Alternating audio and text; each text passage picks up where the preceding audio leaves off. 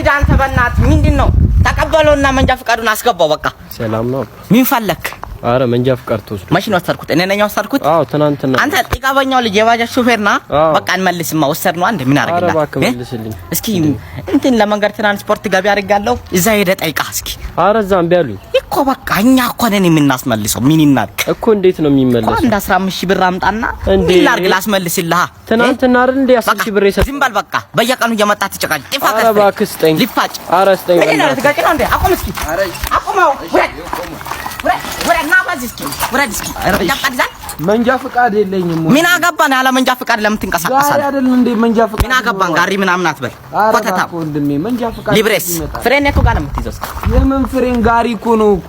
ማለት ጋሪ በምንድን ነው ፍሬን አትይዝም በገመድ ነው ገመድ ምናምን አትበል ገመድ ፊት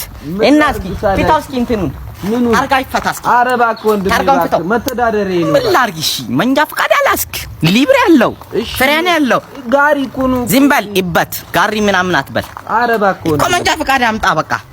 ምን ደረቴን ትገለብጣለህ ታዲያ መንጃ ፍቃድ እኮ በቃ መንጃ ፍቃድ ምን እንዳልገባ ትሆናለህ